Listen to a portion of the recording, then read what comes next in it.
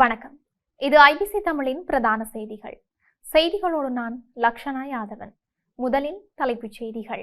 அரசின் உயர் அதிகாரிகளின் சொத்து விவரம் குறித்து எடுக்கப்பட்டுள்ள அதிரடி தீர்மானம். வெளிநாடு செல்ல யோஷித ராஜபக்சவிற்கு அனுமதி மறுத்தது நீதிமன்றம். ஒரே ஒரு கையெழுத்து, பூஜித் மற்றும் ஹேமஸ்ரீயை தூக்கிலிடலாம், அனுரவுக்கு சென்ற அறிவுரை. குட்டிமணி தங்கத்துறை சிலை அமைப்பு விவகாரம், ஏற்பாட்டாளரிடம் புலனாய்வு பிரிவு விசாரணை. திருகோணமலையை இலக்கு வைத்து சர்வதேச எண்ணெய் விநியோக திட்டம்.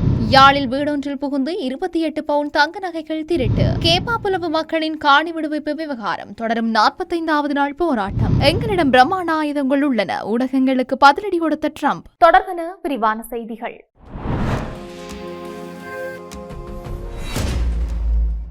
ஊழல் ஒழிப்பு சட்டத்தின்படி பொது பிரதிநிதிகளின் சொத்து மற்றும் பொறுப்பு அறிவிப்புகளை பொதுமக்கள் அணுக அனுமதிக்கப்படுவார்கள் என்று சபை முதல்வர் அமைச்சர் விமல் ரட்நாயக்க நாடாளுமன்றத்தில் தெரிவித்திருந்தார். இந்த விவகாரம் தொடர்பாக நாடாளுமன்றத்தில் தனது கருத்துக்களை தெரிவித்த அமைச்சர் விமல் ரட்நாயக்க 2023 ஆண்டின் ஊழல் தடுப்பு சட்டம் எண் 9 நமது நாட்டில் ஒரு பெரிய மாற்றத்தை கொண்டு வந்த சட்டமாகும். அச்சட்டத்தின் 86 மற்றும் 88 பிரிவுகளின்படி நமது நாட்டின் அனைத்து உயர் அதிகாரிகளும் அரசியல் தலைவர்களும் தங்களது சொத்து மற்றும் பொறுப்பு அறிவிப்புகளில் தங்களது தகவல்களை சேர்க்க வேண்டும் என்று கோரப்பட்டது. அதன்படி அந்த சட்டத்தின் கீழ் ஜனாதிபதி முதல் கீழ்மட்டம் வரையிலான சுமார் 300 பேர் இந்த தகவல்கள் அனைத்தையும் தங்களது சொத்து மற்றும் பொறுப்பு அறிவிப்புகளில் வழங்க வேண்டும் என்று கோரப்பட்டது.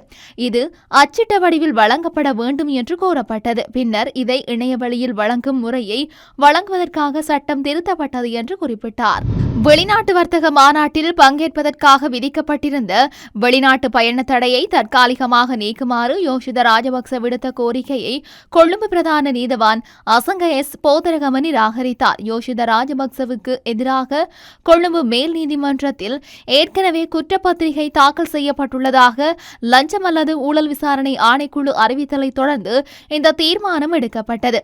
கடற்படையில் விதிமுறைகளை மீறி இணைக்கப்பட்டு வெளிநாட்டு பயிற்சி பெற்றதன் மூலம் அரசுக்கு இழப்பு ஏற்படுத்தியதாக யோஷித ராஜபக்ச உள்ளிட்டோருக்கு எதிராக 8 குற்றச்சாட்டுகளின் கீழ் வழக்கு தாக்கல் செய்யப்பட்டுள்ளமை குறிப்பிடத்தக்கது. நாடாளுமன்ற உறுப்பினர் சாமர சம்பத் தசநாயக்க உயிர்த்த ஞாயிறு தாக்குதல் வழக்கில் மரண தண்டனை விதிக்கப்பட்டுள்ள முன்னாள் காவல்துறை மா அதிபர் பூஜித் ஜெயசுந்தர மற்றும் முன்னாள் பாதுகாப்பு செயலாளர் ஹேமஸ்ரீ பெர்னாண்டோ ஆகியோரின் தண்டனையை ஜனாதிபதி ஒரே கையொப்பத்தின் மூலம் நிறைவேற்ற முடியும் என்று நாடாளுமன்றத்தில் தெரிவித்திருந்தார். அவ்வாறு செய்தால் அரசாங்கம் மக்களிடையே மேலும் பிரபலமடையும் என்றும் அவர் கூறினார். மேலும் உயிர்த்த ஞாயிறு தாக்குதல் தொடர்பான விசாரணைகளில் உண்மையான பொறுப்பு கூறல் இடம்பெறவில்லை என்றும் சிலர் சுதந்திரமாக உள்ள நிலையில் மற்றவர்கள் தண்டனை அனுபவிப்பதாகவும் அவர் குற்றம் சாட்டினார்.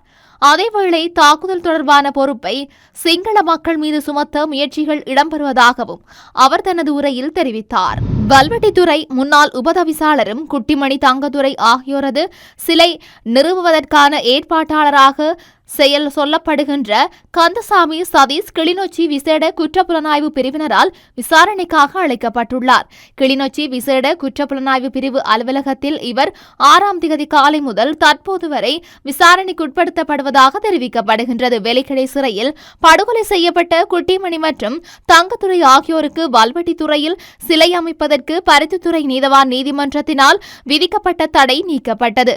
எந்தவிதமான போதுமான ஆதாரங்களோ ஆவணங்களோ சமர்ப்பிக்கப்படாத நிலையில் 5/8 பருத்தித்துறை நீதவான் நீதிமன்றத்தினால் வழங்கப்பட்டிருந்த தற்காலிக தடை உத்தரவு இல்லாமல் ஆக்கப்பட்டது. இந்த நிலையில் பிற்பகல் வல்வெட்டித்துறை போலீசூடாக கிளிநொச்சி விசேட குற்றப்புலனாய்வு பிரிவிற்கு விசாரணைக்காக 6ஆம் திகதி அழைப்பதற்கான அழைப்பு ஆணை வழங்கப்பட்டிருந்தமை குறிப்பிடத்தக்கது.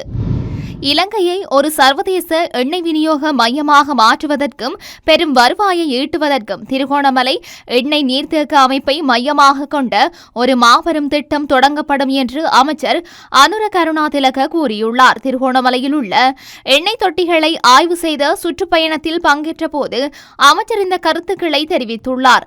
அனுர கருணாதிலக திருகோணமலை எண்ணெய் தேக்க வளாகத்தை பார்வையிட்டு அதன் செயற்பாடுகளை ஆய்வு செய்த நிலையில் இந்த விடயத்தை குறித்து விளக்கம் அளித்திருந்தார். மேலும் திருகோணமலை எண்ணெய் தேக்கங்களை மேம்படுத்தும் திட்டத்தை தற்போதைய அரசு முன்னெடுக்கும் என்றும் அமைச்சர் தெரிவித்திருந்தார். பிரதி அமைச்சர்களான ஜனித ருவான் கொடித்துவுக்கு மற்றும் அருண் ஹேமச்சந்திர ஆகியோரும் இந்த விஜயத்தில் இணைந்து கொண்டார்கள். கோப்பாய் காவல்துறை பிரிவிற்குட்பட்ட உரும்பராய் தெற்கு பகுதியில் உள்ள வீடொன்றில் புகுந்த திருடர்கள் தாலிக்கொடி உட்பட சுமார் 28 பவுண்ட் பெறுமதியான தங்க நகைகளை திருடிச் சென்றுள்ளார்கள். குறித்த சம்பவம் தொடர்பில் தெரிய வருவதாவது, குறித்த வீட்டார் கொண்டாட்ட நிகழ்வு ஒன்றுக்கு மறுநாள் காலை செல்வதற்காக இரவு வேளை தயார்படுத்தலில் ஈடுபட்டார்கள். இந்த நிலையில் வீட்டிலிருந்த ஒருவர் குளியல் அறைக்கு சென்ற நேரம் கதவினூடாக திருடன் வீட்டுக்குள் நுழைந்ததாக தெரிவிக்கப்படுகின்றது. மறுநாள் காலை வீட்டார் எழுந்து அறையை பார்வையிட்ட போது அலுமாரிகள் திறந்த நிலையில் வீட்டில் திருட்டு இடம்பெற்றதை உணர்ந்து தமது தங்க ஆபரணங்கள் இருந்த இடத்தை தேடியுள்ளார்கள். மறுநாள் நிகழ்வுக்கு எடுத்து வந்த ஆபரணங்கள் அனைத்தும் களவாடி செல்லப்பட்டதை அறிந்த நிலையில் கோப்பாய் காவல் நிலையத்திற்கு தகவல் வழங்கப்பட்டது. சம்பவம் தொடர்பில் எவரும் கைது செய்யப்படாத நிலையில் மோப்ப நாய்கள் மற்றும் அருகில் உள்ள வீடுகளின் சிசிடிவி பதிவுகளின் அடிப்படையில் கோப்பாய் காவல்துறையினர் விசாரணைகளை மேற்கொண்டு வருகின்றனர். முல்லைத்தீவு கரைத்துறை பெற்று பிரதேச செயலாளர் பிரிவிற்குட்பட்ட கேப்பாபுலவு பகுதியில் இராணுவத்தினரால் ஆக்கிரமிக்கப்பட்டதாக கூறப்படும் தமது பூர்வீக காணிகளை விடுவிக்க கோரி வலியுறுத்தி அந்த பகுதி மக்கள் தொடர் கவன ஈர்ப்பு போராட்டத்தை முன்னெடுத்து வருகின்றார்கள். இதுகுறித்த போராட்டம் 6ஆம் தேதி 2வது கட்டத்தின் 45வது நாளை எட்டியிருந்தது. கேப்பாபுலவு பகுதியில் இராணுவ கட்டுப்பாட்டிலேயே உள்ள 55 குடும்பங்களுக்கு சொந்தமான 59.5 ஏக்கர் பூர்வீக வாழ்விட காணிகளை முதற்கட்டமாக விடுவிக்க கோரி தொடர் போராட்டம் முன்னெடுக்கப்பட்டு வந்தது. தமது பூர்வீக வாழ்விடங்களில் மீள குடியேறுவதற்கான உரிமையை உறுதிப்படுத்தி காணிகளை உடனடியாக விடுவிக்க வேண்டும் என்பதே அவர்களின் பிரதான கோரிக்கையாகும். இந்த நிலையில் போராட்டம் 45வது நாளை கடந்துள்ள போதிலும் இதுவரை அதிகாரிகளிடமிருந்து எந்தவித நிரந்தர தீர்வும் எட்டப்படாத நிலையில் போராட்டம் தொடர்ந்து முன்னெடுக்கப்பட்டு வருகின்றமை குறிப்பிடத்தக்கது. அமெரிக்காவிடம் பிரம்மாண்ட அளவிலான போர்க்கருவிகள் மற்றும் ஆயுதங்கள் இருப்பதாக ஜனாதிபதி டொனால்ட் ட்ரம்ப் தெரிவித்துள்ளார்.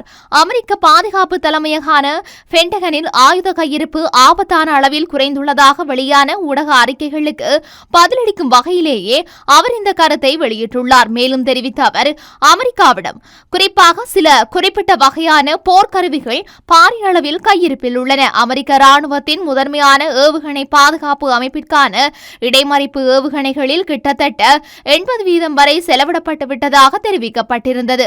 மேலும் பென்டகனில் மொத்த ஆயுத கையிருப்பு ஆபத்தான நிலைக்கு கீழ் குறைந்துள்ளதாக அமெரிக்க ராணுவத்தின் சிரேஷ்ட தளபதிகள் எச்சரித்துள்ளதாக பல மூலாதாரங்களை மேற்கோள் காட்டி சர்வதேச ஊடகங்கள் செய்தி வெளியிட்டிருந்தமை குறிப்பிடத்தக்கது. செய்திகளின் நிறைவாக மீண்டும் தலைப்புச் செய்திகள். அரசின் உயர் அதிகாரிகளின் சொத்து விவரம் குறித்து எடுக்கப்பட்டுள்ள அதிரடி தீர்மானம். வெளிநாடு செல்ல யோசித்த ராஜபக்சவிற்கு அனுமதி மறுத்தது நீதிமன்றம். ஒரே ஒரு கையெழுத்து, பூஜித் மற்றும் ஹேமஸ்ரீயை தூக்கிலிடலாம், அனுரவுக்கு சென்ற அறிவுரை. குட்டிமணி தங்கத்துறை சிலை அமைப்பு விவகாரம், ஏற்பாட்டாளரிடம் புலனாய்வு பிரிவு விசாரணை. திருகோணமலையை இலக்கு வைத்து சர்வதேச எண்ணெய் விநியோக திட்டம்.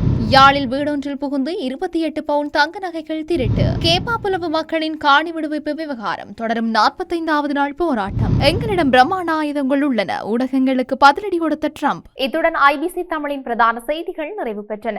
செய்திகளை உடனுக்குடன் அறிந்து கொள்ள ஐபிசி தமிழ் என்ற எமது யூடியூப் பக்கத்தினூடாக இணைந்திருங்கள். வணக்கம்.